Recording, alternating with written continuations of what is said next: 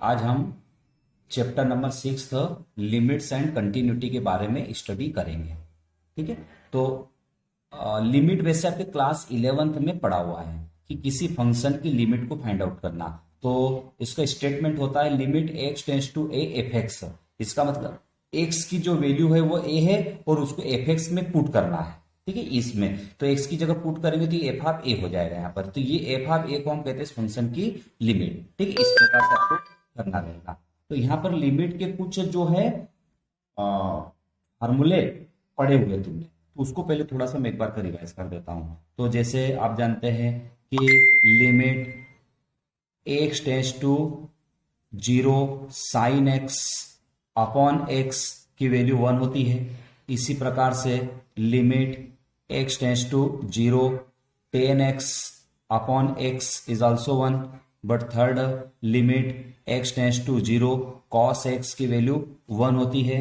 And fourth limit x tends to a x की power n minus a की power n upon x minus a is n a की power n minus 1। ये 4-5 फार्मूले आप लोगों ने पढ़े हुए हैं। दूसरी बात, हम इसमें इस एफ एक्स की जगह पर इस लिमिट a को पुट करते हैं। ठीक है, और यदि इस लिमिट पर इसकी वैल्यू 0 आ जाती है तो उसको इनडिटरमिनेट फॉर्म कहते हैं, 0 अपॉन 0 आ जाए तो। ठीक है, तो इस केस में सिचुएशन को हटाते हैं। इसको हटाने के लिए अपने सिलेबस में 3 मेथड होती थी। एक होती थी फैक्टराइजेशन मेथड, सेकंड रेशनलाइजेशन और थर्ड जो है सब्स्टिट्यूशन। इन मेथड्स के बारे में आप लोगों ने पढ़ चुके हैं। ठीक है, इनका यूज होगा इसलिए थोड़ा अपन पहले देखा। चलो अब आते हैं हम कंटिन्यूटी पर। तो किसी फंक्शन की कंटिन्यूटी को चेक करना, तो कंटिन्यूटी का मीनिंग होता है, इसमें 2 चीजें आती है। एक होता है कि कंटिन्यूअस और दूसरा होता है डिसकंटिन्यूअस, कि दिया गया फंक्शन कंटिन्यूअस है या डिसकंटिन्यूअस है। कंटिन्यूटी चेक करना मतलब उसकी फंक्शन की कंटिन्यूअस चेक करना या डिसकंटिन्यूअस चेक करना। अब इसको चेक करने के लिए हम जो है इसका क्या स्टेटमेंट रहेगा वो देखो। तो पहला इसमें क्या करते हैं कि 2 चीजें निकालते हैं। एक होती है लेफ्ट हैंड लिमिट LHL। ठीक है, LHL जो होता है वो इस प्रकार से, जैसे मान लो कोई फंक्शन आपको दे रखा है कि f of x is equal to, यहां पर मान लेते हैं कि f1x है पहला फंक्शन और दूसरा क्या है f2x। और ये सपोज दैट लिखा x टेंड्स टू जो है a और ये लिखा x is greater than equal to a, इस प्रकार से। ठीक है, 2 फंक्शन अलग अलग है। तो उस केस में हम क्या करेंगे कि 2 लिमिट निकालते, एक LHL और दूसरा RHL। तो LHL क्या होगा, इसका statement limit x tends to a minus और fx। ए के ऊपर माइनस साइन लगाते हैं। ए माइनस का मीनिंग होता है कि a minus is equal to, इसका मीनिंग जो है वो होता है कि x is less than a और not equal to a, equal to a. X is less than a और not equal to a. X इसका मतलब आपको क्या करना है, इस एफ एक्स की 2 वैल्यू f1 और f2, तो इन दोनों में से कौन सी यूज करना है वो इस पर डिपेंड करता है। तो a माइनस का मतलब x लेस देन a, तो x लेस देन ये रहा। तो इस केस में x लेस देन a पर fx कौन है, f1x। तो हम इस fx की जगह पर f1x लिखेंगे और फिर उसको सिंप्लीफाई करेंगे। That is limit x tends to a और f1x, इस प्रकार से। तो ये होती इसकी लेफ्ट हैंड लिमिट। फिर सेकंड आता है राइट हैंड लिमिट RHL। ठीक है, RHL को फाइंड करने के लिए रहता है इसका स्टेटमेंट कि limit x tends to a plus fx। ठीक है, और a प्लस का जो मीनिंग होता है वो होता है कि x इज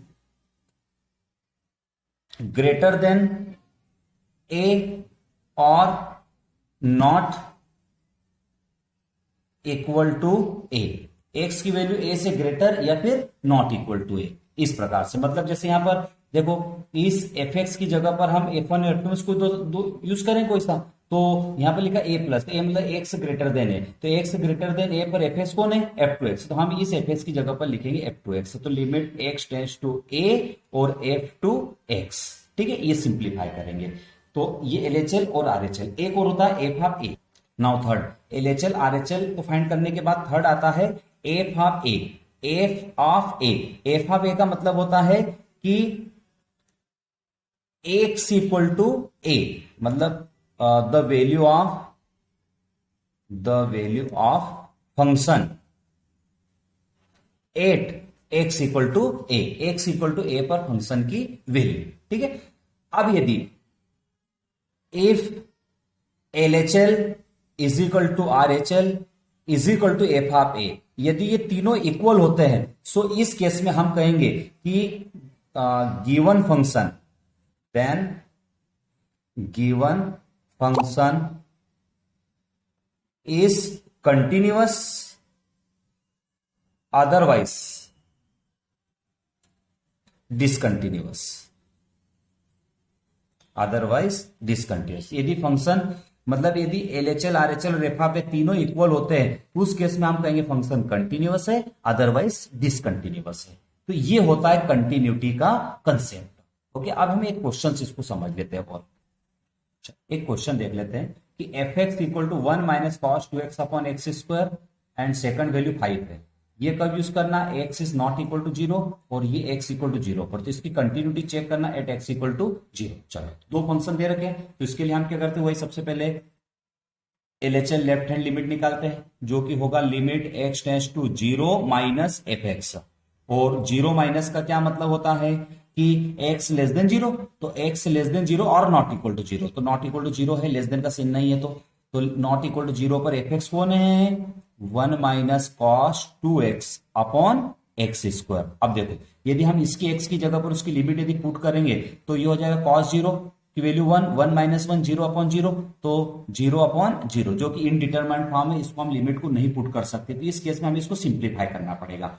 और सिंप्लीफाई करने के लिए फिर हम जानते हैं कि क्लास 11th में हमने एक फार्मूला पढ़ा था, 1 minus cos 2x equal to होता है 2 sine square x upon x square. Now so therefore 2 को यहां से बाहर कर दिया, तो limit x tends to 0 sine square x upon x square, तो हम इसको साइन एक्स अपॉन एक्स का होल स्क्वायर भी राइट कर सकते हैं। सो देयरफॉर 2 इंटू, और इसकी वैल्यू कितनी हो गई, 1 का स्क्वायर, तो आंसर आ गया 2। तो ये इसकी हुई लेफ्ट हैंड लिमिट की वैल्यू। अब इसी प्रकार से नेक्स्ट इसमें आएगा राइट हैंड लिमिट। तो जब राइट हैंड लिमिट भी निकालेंगे तो ये भी वही 2 आएगा। ठीक है, क्योंकि ये पूरा रहेगा, उसमें भी ग्रेटर देन 0 और नॉट इक्वल टू 0, तो नॉट इक्वल टू 0 पर हम फंक्शन यही यूज करेंगे इसके अंदर। ठीक है, now third is F of A, that is F of 0। तो एफ ऑफ 0 का मतलब क्या हुआ कि x इक्वल टू 0 पर फंक्शन की वैल्यू, और ध्यान से देखिए x इक्वल टू 0 पर फंक्शन की वैल्यू कितनी है, 5 है, तो एफ ऑफ 0 की वैल्यू कितनी आ गई, 5। अब देखो यहां पर L H L is equal to क्या है, R H L, but not equal to क्या है, एफ ऑफ 0। तो इस केस में हम कहेंगे कि given function is discontinuous. Given function is discontinuous because LHL RHL but not equal to f of 0। तो ये आपका टॉपिक रहेगा यहाँ पर लिमिट का। ओके, अब इसके आगे की जो क्वेश्चन हम क्लास में समझ लेंगे, या फिर कोई डाउट हो तो पूछ लेना मेरे से।